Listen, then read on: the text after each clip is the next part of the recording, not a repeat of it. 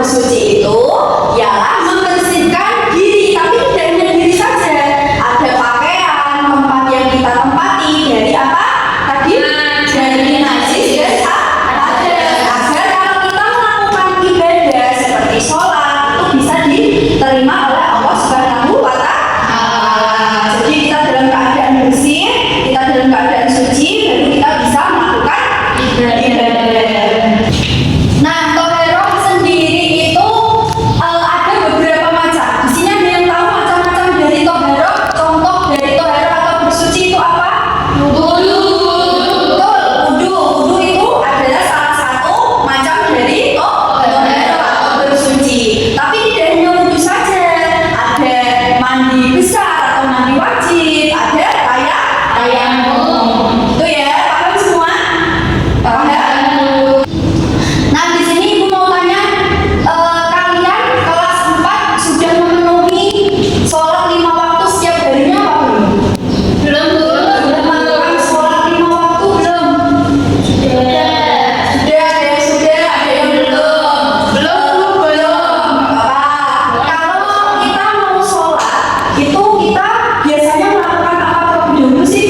Berwudu.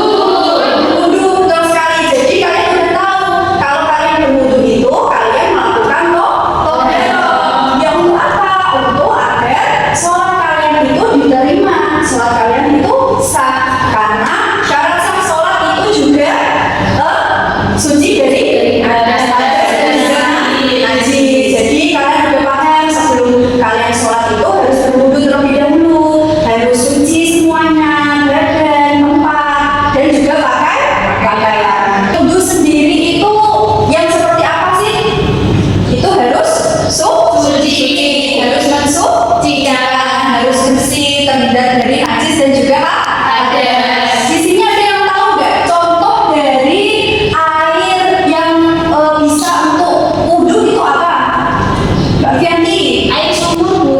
Air sumur ya, boleh. Air sumur itu suci dan mensucikan, bisa untuk wudu asalkan dalam sumurnya itu tidak terdapat benda yang najis atau merusak kesuciannya. Jadi bisa digunakan asalkan kita tetap hati-hati apakah di dalam sumur tersebut ada benda yang najis atau tidak. Nah, selain air sumur, air hujan bisa atau tidak? Bisa. Yang bisa. Ada yang jawab tidak bisa. Padahal air hujan itu bisa buat wudu. Karena apa? Karena air hujan itu termasuk air mutlak atau air murni, yang dimana syarat air wudu itu adalah murni, tidak boleh tercampur oleh apapun. Ada juga air embun, air salju, air dari pegunungan itu bisa digunakan untuk wudu karena dia termasuk air mutlak atau air murni. Sampai sini paham semua? Oke. Ini Ibu punya beberapa gambar. Nanti Ibu ingin kalian amati gambar-gambar ini. Bentar dulu.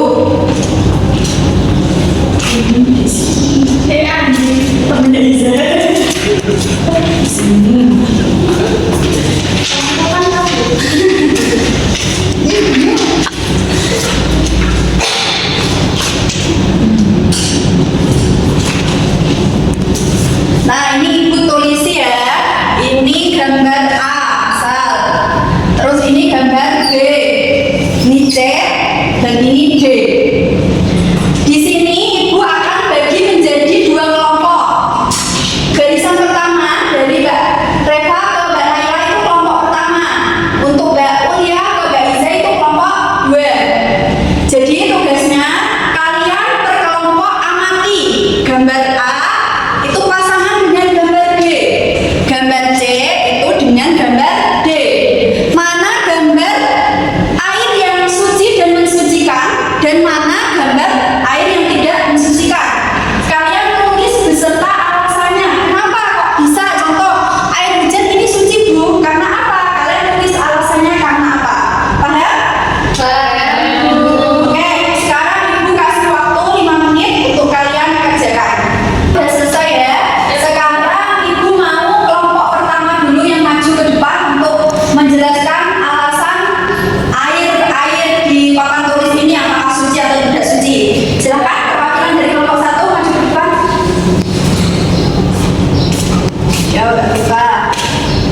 Gimana?